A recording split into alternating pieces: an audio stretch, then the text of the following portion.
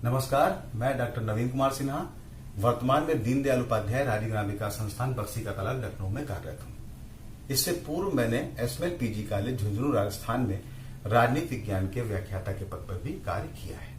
आज के इस वीडियो में आप सभी का स्वागत है और हम लोग चर्चा करेंगे अंतर अनुशासनात्मक उपागम और राजनीति विज्ञान का अन्य समाज विज्ञानों से संबंध। जैसा कि हम जानते हैं कि मनुष्य एक सामाजिक प्राणी है और समाज में रहते हुए उसके विभिन्न पहलू हैं, राजनीतिक, आर्थिक, सामाजिक, नैतिक। इन सभी पहलुओं का अध्ययन विभिन्न प्रकार के सामाजिक विज्ञानों के द्वारा किया जाता है। जैसे कि मनुष्य के जीवन के विभिन्न पहलू एक दूसरे से अलग नहीं हैं, एक दूसरे से जुड़े हुए हैं। इसी प्रकार इनका अध्ययन करने वाले सामाजिक विज्ञान भी परस्पर एक दूसरे से जुड़े हुए हैं। किसी भी एक सामाजिक विज्ञान का अकेले में अध्ययन करने से हम संपूर्णता की ओर नहीं जा सकते हैं। 18वीं शताब्दी से पूर्व मनुष्य की इन विभिन्न गतिविधियों का अध्ययन करने वाले अन्य सामाजिक विज्ञान नहीं थे, बल्कि अध्ययन का केंद्र बिंदु दर्शन था। लेकिन 18वीं शताब्दी के बाद मनुष्य की विभिन्न गतिविधियों से संबंधित अध्ययन समाज विज्ञानों की स्थापना के लिए प्रयास शुरू किए गए। 19वीं शताब्दी के उत्तरार्ध और 20वीं शताब्दी के पूर्व जो विभिन्न सामाजिक विज्ञान है इनके बारे में अध्ययन करने का महत्व बढ़ता गया। द्वितीय विश्व युद्ध के बाद एक नई विचारधारा का जन्म हुआ जिसको हम कहते हैं अंतर अनुशासनात्मक उपागम। अर्थात कोई भी व्यक्ति जो किसी एक सामाजिक विज्ञान का अध्ययन करता है उसके लिए ये जरूरी है कि वो दूसरे सामाजिक विज्ञान के साथ तालमेल बैठाए और जो भी अध्ययन हो वो परस्पर मिला जुला हो। तो इसी परिप्रेक्ष्य में हम लोग आज चर्चा करेंगे राजनीति विज्ञान का समाजशास्त्र के साथ, इतिहास के साथ, अर्थशास्त्र के साथ, नीति शास्त्र के साथ, मनोविज्ञान के साथ क्या संबंध है। ये जो सामाजिक संबंध है विज्ञानों का, ये कोई नई चीज नहीं है। अगर हम पहले देखें तो चाहे वो प्लेटो हो, चाहे वो अरस्तु हो, कार्ल मार्क्स हो, सबने अपने राजनीतिक विचारों में अन्य सामाजिक विज्ञानों को ही महत्व दिया। जैसे प्लेटो ने आदर्श राज्य की बात कही, लेकिन इसी के साथ साथ उन्होंने परिवार आदि का भी अपने राजनीतिक विचारों में उल्लेख किया। अरस्तु ने राजनीतिक विचारों के साथ साथ ये कहा कि धन का असमान वितरण जो है वो राज्य के लिए कहीं न कहीं प्रभावित होता है, प्रभाव डालता है। कार्ल मार्क्स और एंजेल्स ने अपने राजनीतिक विचारों को व्यक्त करते हुए वर्ग संघर्ष, औद्योगिक उत्पादन, वर्ग आदि का भी उल्लेख किया है। इस प्रकार हम ये कह सकते हैं कि पहले भी राजनीतिक विज्ञान का अन्य समाज विज्ञानों से संबंध था। कौटिल्य एक राजनीतिक विचारक थे, लेकिन उनकी जो पुस्तक थी उसका नाम ही अर्थशास्त्र था। तो आज हम लोग चर्चा करेंगे राजनीति विज्ञान का अन्य समाज विज्ञानों से क्या संबंध है, जिससे हम राजनीति विज्ञान के संबंध में संपूर्णता से अध्ययन कर सकें। तो आइए शुरू करते हैं। सबसे पहले हम देखेंगे कि राजनीति विज्ञान का समाजशास्त्र के साथ क्या संबंध है। राजनीति विज्ञान का जब हम समाजशास्त्र के साथ आपसी संबंध देखते हैं तो देखिए इन दोनों में बहुत ही एक रूपता है। जो समाजशास्त्र है ये संपूर्ण समाज, जितना भी समाज, पूरा समाज और जो भी सामाजिक व्यवस्था है उसका शास्त्र है। मतलब समाजशास्त्र के अंतर्गत पूरे समाज का और उसकी व्यवस्थाओं का अध्ययन किया जाता है। और राजनीति विज्ञान का जो अध्ययन विषय है वो है राज्य, और राज्य जो है वो भी समाज का एक अंग है, इसलिए दोनों आपस में मिले हुए हैं। जो राजनीतिक सिद्धांत हैं राजनीति विज्ञान के अंतर्गत जिनका अध्ययन किया जाता है, ये जो संगठनों का उदय हुआ है वो सब सामाजिक पृष्ठभूमि जो उसकी है वो सामाजिक है। राजनीति विज्ञान का अगर उचित अध्ययन किया जाना है, समग्र अध्ययन किया जाना है, तो समाजशास्त्र का अध्ययन किया जाना आवश्यक है, क्योंकि जो राज्य है वो समाज का ही एक अंग है। अब अगर इन दोनों में अंतर देखें, इन दोनों में कुछ अंतर भी है, तो अगर क्षेत्र की दृष्टि से देखें तो समाजशास्त्र का क्षेत्र व्यापक है, क्योंकि इसके अंतर्गत पूरे समाज का अध्ययन किया जाता है, और राजनीति विज्ञान के अंतर्गत व्यक्ति के राजनीतिक जीवन से संबंधित अध्ययन किया जाता है। तो अगर देखा जाए तो समाजशास्त्र का क्षेत्र जो है वो अधिक व्यापक है। अध्ययन सामग्री की दृष्टि से अगर देखें तो समाजशास्त्र के अंतर्गत जो संगठित और असंगठित समुदाय हैं सभी का अध्ययन किया जाता है, लेकिन राजनीति विज्ञान के अंतर्गत जो संगठित समुदाय हैं उन्हीं का अध्ययन किया जाता है। उद्देश्य की दृष्टि से अगर देखें तो समाजशास्त्र में भूतकाल का और वर्तमान का अध्ययन किया जाता है, अर्थात क्या हो चुका है और क्या हो रहा है इसका अध्ययन समाजशास्त्र के अंतर्गत होता है। और राजनीति विज्ञान में भविष्य की बात भी की जाती है कि आगे क्या होना चाहिए, इसके बारे में चर्चा की जाती है। अब इसके साथ ही आपको हम कुछ विचारकों के मत भी दिखाते हैं कि उन्होंने राजनीति विज्ञान और समाजशास्त्र के मध्य पारस्परिक संबंधों के बारे में क्या कहा है। आइए देखते हैं। गैटल के अनुसार राजनीति विज्ञान समाजशास्त्र को समाज की सामान्य रूपरेखा के तौर पर वे घटनाएं प्रदान करता है जिनका संबंध राज्य के संगठन और कार्यों से होता है। फेयरवैक्स के अनुसार समाजशास्त्र में सभी सामाजिक शास्त्र समाहित हैं। ये एक पृथक विज्ञान नहीं है बल्कि एक ज्ञान का भंडार है जिसमें अनेक शास्त्रों का समावेश है। फ्रैंकलिन एच गिंडिस के अनुसार जिन मनुष्यों ने समाजशास्त्र के पूर्व सिद्धांतों को नहीं समझा है उनके लिए राजनीति शास्त्र उसी प्रकार साबित होगा जिस प्रकार न्यूटन के नियमों को न जानने वाले ज्योतिष को पढ़ना। अब अगर राजनीतिक विज्ञान और इतिहास को हम देखें तो इतिहास में क्या है, देखिए कि व्यक्ति, समाज और राज्य के भूतकालीन जीवन का पूरा लेखा जोखा इतिहास में मिलता है। और राजनीतिक विज्ञान में राज्य के भूत, वर्तमान और भविष्य का अध्ययन किया जाता है। अर्थात इतिहास जो है वो भूतकाल से संबंधित है और राजनीतिक विज्ञान में राज्य के भूत, वर्तमान और भविष्य का अध्ययन किया जाता है। अब अगर हम देखें कि इतिहास की राजनीतिक विज्ञान को क्या देन है, तो इतिहास पर राजनीतिक विज्ञान निर्भर करता है क्योंकि इतिहास के आधार पर ही राजनीतिक सिद्धांतों का निर्माण होता है। और अगर देखा जाए तो इतिहास जो है एक प्रयोगशाला है जिसमें से निष्कर्ष निकलते हैं और राजनीतिक सिद्धांतों का निर्माण किया जाता है। वहीं दूसरी ओर अगर देखा जाए तो राजनीतिक विज्ञान की भी इतिहास को देन है। क्या देन है? इतिहास को अध्ययन सामग्री देता है क्योंकि आज जो वर्तमान है यही कल का इतिहास बन जाएगा। जो आज कार्य हो रहा है वो जो अध्ययन सामग्री है वो राजनीतिक विज्ञान के द्वारा ही इतिहास को दी जाती है। जो ऐतिहासिक घटनाएं घट रही हैं वो कल को इतिहास बनेगी और इसकी अध्ययन सामग्री बनेगी। राजनीतिक विचारधाराओं का परिणाम ही इतिहास होता है। जैसे महात्मा गांधी जी के जो विचार थे, जो उन्होंने विचार दिया और भारत को आजादी दिलाई, वही जो है इतिहास बन गया। तो हम ये कह सकते हैं कि जो विभिन्न प्रकार की राजनीतिक विचारधाराएं हैं भारत में, विश्व में, कहीं पर भी, वो जो विचारधाराएं उन्हीं का परिणाम इतिहास होता है। इन दोनों में कुछ अंतर भी है। मूल रूप से अगर देखा जाए तो अगर अध्ययन पद्धति को हम देखें तो इतिहास की जो अध्ययन पद्धति है वर्णनात्मक है, वो विषयों का वर्णन करते हैं, जबकि राजनीति विज्ञान के अंतर्गत पर्यवेक्षणात्मक और विचारात्मक अध्ययन किया जाता है। अगर अध्ययन क्षेत्र देखें, विषय देखें, तो इतिहास में भूतकालीन जीवन के राजनीतिक, आर्थिक, सामाजिक आदि क्षेत्रों का अध्ययन किया जाता है। और राजनीति विज्ञान में जैसा कि हमने बात की थी कि भूत, वर्तमान और भविष्य तीनों का ही अध्ययन किया जाता है। उद्देश्यों के बारे में अगर देखें तो दोनों के उद्देश्यों में भी अंतर है। जो इतिहास है वो यथाक्रम वर्णन करता है। यथाक्रम वर्णन अर्थात जो जैसा है वैसा उसने वर्णन कर दिया। लेकिन जो राजनीति विज्ञान है वो भूत के आधार पर वर्तमान और वर्तमान के आधार पर भविष्य के लिए भी सिद्धांतों का निर्माण करता है। तो उद्देश्यों में अगर इतिहास यथाक्रम वर्णन करता है तो राजनीति विज्ञान में भूत, भविष्य और वर्तमान तीनों का ही अध्ययन किया जाता है। राजनीति विज्ञान और इतिहास के संबंध में विभिन्न विचारकों जैसे लीकॉक, बर्गेस आदि का जो मत था वो आपको हम दिखाते हैं। आइए देखते हैं। लीकॉक के अनुसार इतिहास का बहुत कुछ भाग राजनीति विज्ञान है। बर्गेस के अनुसार यदि राजनीति विज्ञान और इतिहास का संबंध विच्छेद कर दिया जाए तो उसमें से एक मृत नहीं तो पंगु अवश्य हो जाएगा और दूसरा केवल आकाश कुसुम बन के रह जाएगा। प्रोफेसर सीले के अनुसार राजनीति के बिना इतिहास निष्फल है और इतिहास के बिना राजनीति निर्मूल है। अब हम लोग देखेंगे राजनीति विज्ञान और अर्थशास्त्र के बीच परस्पर क्या संबंध है। तो देखिए दोनों का उद्देश्य जो है वो क्या है? मानव कल्याण। चाहे वो राजनीति विज्ञान हो चाहे वो अर्थशास्त्र हो, दोनों का ही उद्देश्य मानव कल्याण है। अब अगर हम राजनीति विज्ञान की बात करें तो राजनीति विज्ञान में क्या है? व्यक्ति का राजनीतिक कल्याण करना। और अर्थशास्त्र में क्या है?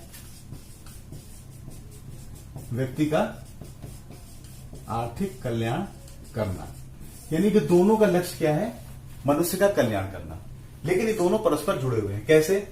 अब अगर मान लीजिए कि अर्थशास्त्र जो है वो किसी व्यक्ति के आर्थिक कल्याण की बात करता है तो आर्थिक कल्याण तभी होगा जब राजनीतिक व्यवस्थाएं अच्छी होंगी, राजनीतिक व्यवस्था शांतिपूर्ण होंगी, ऐसा माहौल होगा जिससे व्यक्ति अपनी आर्थिक उन्नति कर सकता है।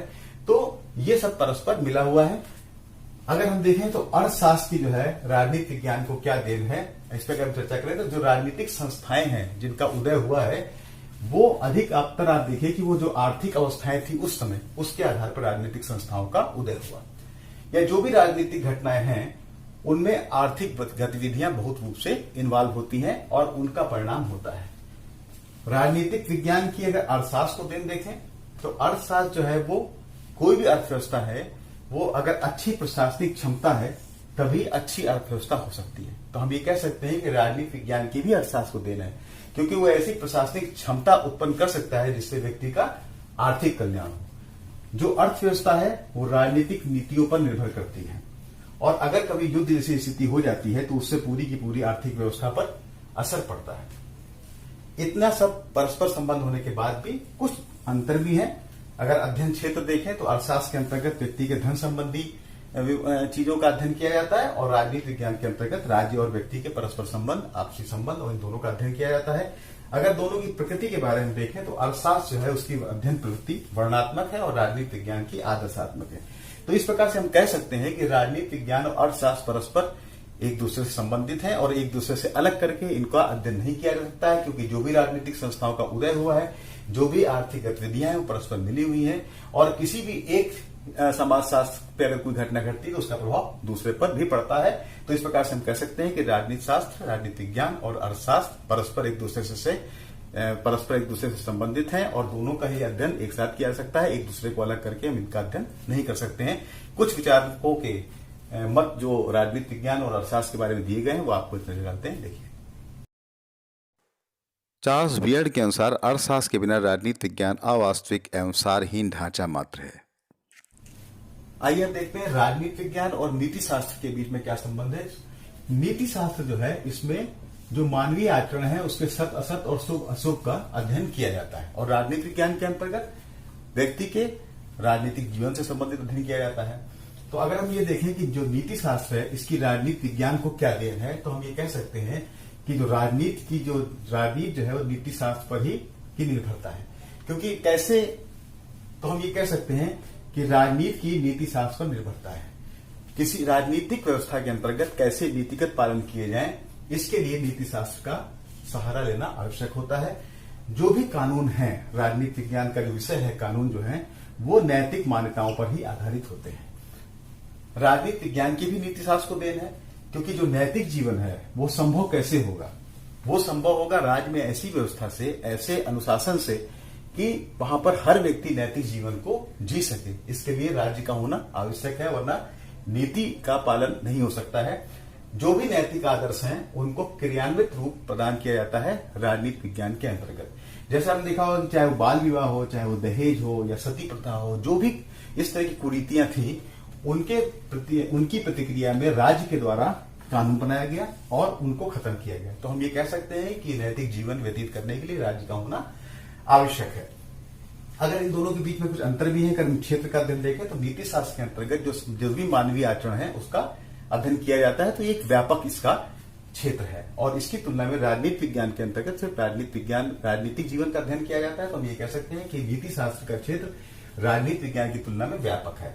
अध्ययन वस्तु अगर देखें तो नीति शास्त्र के अंतर्गत आचरण से संबंधित वस्तुओं का अध्ययन किया जाता है, नीति शास्त्र के अंतर्गत आचरण से संबंधित अध्ययन किया जाता है, और वहीं राजनीति विज्ञान के अंतर्गत दर्शनात्मक और व्यवहारिक वस्तुओं का अध्ययन किया जाता है। या हम ये कह सकते हैं कि राजनीति विज्ञान दर्शनात्मक और व्यवहारिक विज्ञान है।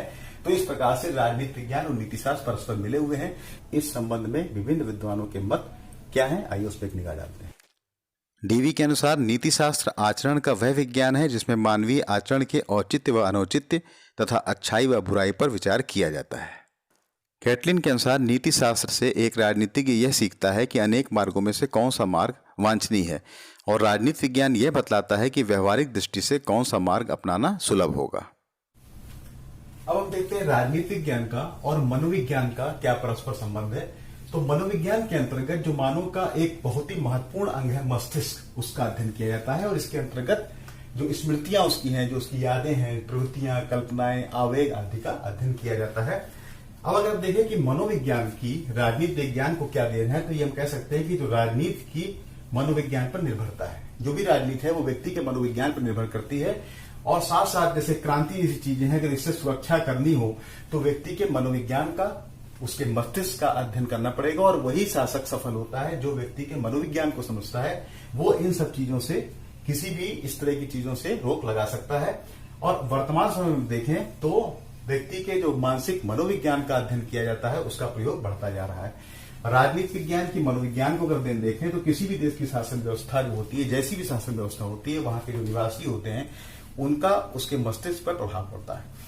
तो हम ये कह सकते हैं कि राजनीति विज्ञान और मनोविज्ञान परस्पर मिले हुए हैं, क्योंकि जैसा मनोविज्ञान होगा उसी प्रकार की व्यवस्थाएं बनेगी, और जैसी व्यवस्था होगी वैसी प्रकार से व्यक्ति का मस्तिष्क होगा। इन दोनों के ही विषय में कुछ अंतर भी हैं। जैसे अंतर्गत क्षेत्र देखें तो मनोविज्ञान के अंतर्गत व्यक्ति की मानसिक क्रियाओं का अध्ययन किया जाता है और राजनीतिक विज्ञान के अंतर्गत व्यक्ति की राजनीतिक क्रियाकलापों का अध्ययन किया जाता है। अगर प्रकृति देखें, नेचर देखें, तो मनोविज्ञान का जो प्रवृत्ति है वो यथार्थवाद है और राजनीतिक विज्ञान की जो है वो यथार्थवाद के साथ साथ आदर्शवाद भी है। इस प्रकार हम कह सकते हैं कि राजनीतिक विज्ञान और मनोविज्ञान परस्पर एक दूसरे से मिले हुए हैं। डॉक्टर गार्नर के अनुसार सरकार के स्थिर और यथार्थ में लोकप्रिय होने के लिए अपने अधीन व्यक्तियों मानसिक विचारों और नैतिक भावों को अभिव्यक्त तथा प्रतिबिंबित करना चाहिए। बार्कर के अनुसार मानवीय क्रियाओं की उलझनों को सुलझाने के लिए मनोवैज्ञानिक कुंजी का प्रयोग आज के दिन का चलन बन गया है। अब हम लोग देखेंगे राजनीतिक विज्ञान और दर्शन शास्त्र के बारे में। दर्शन शास्त्र के अंतर्गत सृष्टि, जीवन और जगत संबंधी जो सिद्धांत हैं उनका अध्ययन किया जाता है और जीवन और जो जगत है इसकी प्रकृति और इसके जो मूल संबंधी मानों की खोज है उसका भी अध्ययन किया जाता है। अगर उद्देश्यों को देखें तो राजनीतिक विज्ञान और दर्शन शास्त्र के उद्देश्य एक ही प्रकार के हैं। जैसे अगर हम देखें तो दर्शन शास्त्र के अंतर्गत सृष्टि क्या है, विश्व क्या है, इसके मूल में क्या है, इसका अध्ययन किया जाता है। वहीं पर अगर राजनीति शास्त्र में देखें तो यहाँ पर राज्य और राजनीतिक जीवन के स्वरूप और उसके मूल की खोज की जाती है। इस प्रकार हम देखें तो दोनों का ही उद्देश्य एक है। अब अगर हम इसके अध्ययन का स्वरूप देखें तो दर्शन शास्त्र के अंतर्गत सैद्धांतिक और वैचारिक पद्धति से उसका अध्ययन किया जाता है। राजनीति शास्त्र में सैद्धांतिक और वैचारिक अध्ययन के साथ साथ व्यवहारिक अध्ययन भी किया जाता है।